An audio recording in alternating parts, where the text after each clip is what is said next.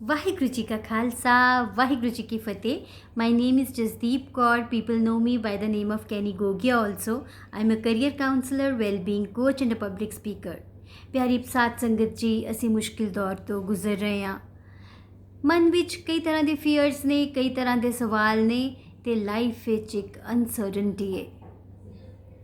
ਇਸੇ ਕਰਕੇ ਮੈਂ ਸੋਚਿਆ ਕਿ ਕਿਉਂ ਨਹੀਂ ਅਸੀਂ ਗੁਰਬਾਣੀ ਦੀ ਸਪੋਰਟ ਲੈ ਕੇ ਮਿਲ ਕੇ ਸਾਰੇ ਪਰਮਾਤਮਾ ਅੱਗੇ ਅਰਦਾਸ ਕਰੀਏ, ਗੁਰਬਾਣੀ ਨੂੰ ਸਮਝੀਏ ਅਤੇ ਉਸ ਨੂੰ ਆਪਣੀ ਜ਼ਿੰਦਗੀ ਵਿੱਚ ਇੰਪਲੀਮੈਂਟ ਕਰੀਏ so that our life becomes very peaceful, blissful and ਇੱਕ ਅਸੀਂ ਫੀਅਰਸ ਤੋਂ ਬਾਹਰ ਆ ਜਾਈਏ. ਮੈਂ ਤੁਹਾਨੂੰ ਇੱਕ ਪਿਕਚਰ ਦਿਖਾਉਂਦੀ ਹਾਂ. ਸੀ ਦਿਸ ਪਿਕਚਰ. ਇਹ ਸਾਡਾ ਇੱਕ ਮਾਈਂਡ ਜਿਹੜਾ ਕਲਟਰਡ ਹੈ, ਇਹਦੇ ਵਿੱਚ ਕਈ ਤਰ੍ਹਾਂ ਦੇ ਫੀਅਰਸ, ਕਈ ਤਰ੍ਹਾਂ ਦੀਆਂ ਡਿਜ਼ਾਇਰਸ ਔਰ ਕਈ ਤਰ੍ਹਾਂ ਦੇ ਖੁਆਇਸ਼ਾਂ ਨੇ ਔਰ ਅਸੀਂ ਕਈ ਕੁਝ ਕਰਨਾ ਚਾਹੁੰਦੇ ਹਾਂ ਔਰ ਕਈ ਤਰ੍ਹਾਂ ਦੇ ਸੈਲਫ ਡਾਊਟਸ ਵੀ ਨੇ. ਸੋ ਇਹਨੇ ਸਾਡਾ ਮਾਈਂਡ ਪੂਰਾ ਫੁੱਲ ਕਰਕੇ ਰੱਖਿਆ ਹੋਇਆ MINDFULL, ਜਿਹਦੇ ਵਿੱਚ ਕੋਈ ਪੀਸ ਨਹੀਂ ਹੈ, ਕੋਈ ਹੈਪੀਨੈਸ ਨਹੀਂ ਹੈ. ਪਰ ਹੋਣਾ ਕੀ ਚਾਹੀਦਾ ਹੈ? ਲਾਈਕ ਦਿਸ, ਇੱਕਦਮ ਖਾਲੀ. ਇੰਪੋਰਟੈਂਟ ਚੀਜ਼ਾਂ ਵੱਲ ਸਾਡਾ ਧਿਆਨ MINDFUL, ਜਿਹਦੇ ਵਿੱਚ ਪੀਸ ਹੈ, ਬਲਿਸ ਹੈ ਅਤੇ ਹੈਪੀਨੈਸ ਹੈ. So let's transform our mind from this to this, from MINDFULL to MINDFUL. ਇਸ ਕਰਕੇ ਅਸੀਂ ਸ਼ੁਰੂ ਕਰਾਂਗੇ ਦੁੱਖ ਪੰਜਨੀ ਸਾਹਿਬ ਦੇ ਸ਼ਬਦਾਂ ਤੋਂ. ਵੈਸੇ ਤਾਂ ਪੂਰੀ ਗੁਰਬਾਣੀ ਹੀ ਦੁੱਖ ਪੰਜਨੀ ਹੈ, but these are the composition of sacred hymns put together. ਇਹ 3 ਰਾਗਾਂ ਵਿੱਚ ਡਿਸਟਰੀਬਿਊਟਡ ਨੇ. First is Raag Gauri. ਰਾਗ ਗੌੜੀ ਵਿਚ involves contemplation. It makes us present to the present moments. ਅਸੀਂ ਹਮੇਸ਼ਾ ਇੱਕ ਮੈਡੀਟੇਸ਼ਨ ਦੇ ਮੂਡ ਵਿੱਚ ਆ ਜਾਂਦੇ ਹਾਂ ਅਤੇ ਪ੍ਰੈਜ਼ੈਂਟ ਮੂਮੈਂਟ ਵਿੱਚ ਰਹਿ ਕੇ ਅਸੀਂ ਕੰਮ ਕਰਦੇ ਹਾਂ, ਜਿਹਦੇ ਨਾਲ ਸਾਡੀ ਲਾਈਫ ਬੜੀ ਸੌਰਟਡ ਆਊਟ ਜਿਹੀ ਰਹਿੰਦੀ ਹੈ. ਦੈਨ ਇਜ਼ ਰਾਗ ਬਿਲਾਵਲ ਵਿਚ gives us the conviction and we assure happiness in our life.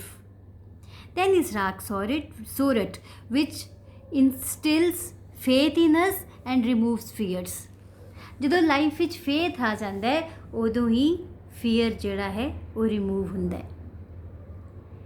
So let's implement Gurbani in our day to day life. ਅਸੀਂ ਦੁੱਖ ਪੰਜਨੀ ਸਾਹਿਬ ਤੋਂ ਸ਼ੁਰੂ ਕਰਾਂਗੇ. ਮੈਂ ਰੋਜ਼ ਇੱਕ ਸ਼ਬਦ ਲਵਾਂਗੀ, ਉਸ ਨੂੰ ਪੜ੍ਹਾਂਗੇ, ਫਿਰ ਉਸ ਨੂੰ ਅਸੀਂ ਸਮਝਾਂਗੇ ਅਤੇ ਫਿਰ ਉਸ ਨੂੰ ਅਸੀਂ ਆਪਣੀ ਜ਼ਿੰਦਗੀ ਵਿੱਚ ਇੰਪਲੀਮੈਂਟ ਕਰਾਂਗੇ.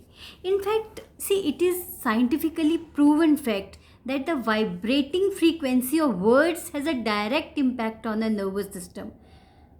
ਉਹ ਜਿਹੜੀ ਫ੍ਰੀਕੁਐਂਸੀ ਹੈ ਉਹ ਸਾਡੇ ਨਰਵਸ ਸਿਸਟਮ 'ਤੇ ਬੜਾ ਡੀਪ ਇੰਪੈਕਟ ਕਰਦੀ ਹੈ, ਜਿਹਦੇ ਨਾਲ ਕਿ ਸਾਡੇ ਬੀਇੰਗ 'ਚ ਸ਼ਿਫਟ ਆਉਂਦੀ ਹੈ. And when there is a shift in being there is a transformation in life. So ਅਸੀਂ ਇਸ ਨੂੰ ਸ਼ੁਰੂ ਕਰਦੇ ਹਾਂ ਦੁੱਖ ਪੰਜਨੀ ਸਾਹਿਬ ਤੋਂ. ਮੈਂ ਕੱਲ੍ਹ ਤੋਂ ਪਹਿਲਾ ਸ਼ਬਦ ਪੋਸਟ ਕਰਾਂਗੀ. ਉਸ ਵਿੱਚ ਉਸ ਨੂੰ ਪੜ੍ਹਾਂਗੇ, ਫਿਰ ਉਸ ਨੂੰ ਸਮਝਾਂਗੇ, ਫਿਰ ਉਸ ਦੀ ਅਸੀਂ ਇੰਪਲੀਮੈਂਟੇਸ਼ਨ ਕਰਾਂਗੇ ਔਰ ਉਸ ਅਸਾਈਨਮੈਂਟ ਨੂੰ, ਉਸ ਨੂੰ ਲਾਈਫ ਵਿੱਚ ਅਸੀਂ ਇੰਪਲੀਮੈਂਟ ਕਿਵੇਂ ਕਰਨਾ, ਉਸ ਅਸਾਈਨਮੈਂਟ ਨੂੰ ਅਸੀਂ ਆਪਣੀ ਜ਼ਿੰਦਗੀ ਵਿੱਚ ਦੇਖਾਂਗੇ ਅਤੇ ਉਸ ਦੀ ਅਸੀਂ ਪ੍ਰੈਕਟਿਸ ਕਰਾਂਗੇ. Practice is everything. When we implement Gurbani in our life, ਉਦੋਂ ਹੀ ਟਰਾਂਸਫੋਰਮੇਸ਼ਨ ਹੁੰਦੀ ਹੈ, ਉਦੋਂ ਹੀ ਰਿਜ਼ਲਟਸ ਆਉਂਦੇ ਨੇ, ਉਦੋਂ ਹੀ ਸਾਡੇ ਡਰ ਦੂਰ ਹੁੰਦੇ ਨੇ, ਉਦੋਂ ਹੀ ਸਾਨੂੰ ਫੇਥ ਹੁੰਦਾ ਹੈ ਪਰਮਾਤਮਾ 'ਤੇ.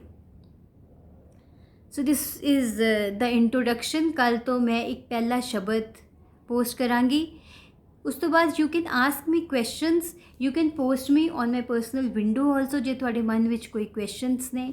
And let's work together. Let's work together. Let's pray for everyone. ਸਰਬੱਤ ਦਾ ਭਲਾ. Let's pray for each and every human being.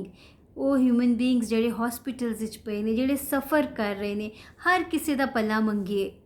ਪਰ ਉਸ ਵਾਸਤੇ ਸਾਨੂੰ ਆਪ ਸਟਰੈਂਥ ਚਾਹੀਦੀ ਹੈ. ਸਾਨੂੰ ਅੰਦਰੋਂ ਸਟਰੋਂਗ ਬਣਨਾ ਹੋਏਗਾ ਔਰ ਅਸੀਂ ਲਵਾਂਗੇ ਸਪੋਰਟ ਗੁਰਬਾਣੀ ਦੀ. And we are starting with Dukh Bhanjani ਸਾਹਿਬ. ਇਸ ਤੋਂ ਇਲਾਵਾ ਮੈਂ ਰੋਜ਼ ਸਵੇਰੇ ਇੱਕ ਛੋਟੀ ਜਿਹੀ ਇੰਸਪੀਰੇਸ਼ਨ ਗੁਰਬਾਣੀ ਤੋਂ ਲੈ ਕੇ ਇਸੇ ਗਰੁੱਪ ਵਿੱਚ ਪੋਸਟ ਕਰਾਂਗੀ. ਸਾਧ ਸੰਗਤ ਜੀ, ਮੈਨੂੰ ਵਿਸ਼ਵਾਸ ਹੈ ਕਿ ਉਹ ਜ਼ਰੂਰ ਤੁਹਾਡੀ ਲਾਈਫ ਵਿੱਚ ਕਿਸੇ ਨਾ ਕਿਧਰੇ ਡਿਫਰੈਂਸ ਕ੍ਰੀਏਟ ਕਰੇਗੀ. And then you can go to my YouTube channel, ਜਿੱਥੇ ਰੋਜ਼ ਹੁਕਮਨਾਮਾ ਪੋਸਟ ਹੁੰਦਾ ਹੈ ਔਰ ਉਸ ਹੁਕਮਨਾਮੇ ਵਿੱਚ ਵੀ ਇੰਪਲੀਮੈਂਟੇਸ਼ਨ ਦੱਸੀ ਹੁੰਦੀ ਹੈ. ਸੋ ਕੱਲ੍ਹ मैं फर्स्ट शब्द पहला शब्द दुख पंजनी ਸਾਹਿਬ ਤੋਂ ਲੈ ਕੇ ਆਵਾਂਗੀ, ਉਸ ਦੀ ਵਿਆਖਿਆ ਕਰਾਂਗੇ, ਉਸ ਨੂੰ ਸਮਝਾਂਗੇ, ਫਿਰ ਉਸ ਨੂੰ ਅਸੀਂ ਆਪਣੀ ਜ਼ਿੰਦਗੀ ਵਿੱਚ ਇੰਪਲੀਮੈਂਟ ਕਰਾਂਗੇ। Thank you so much.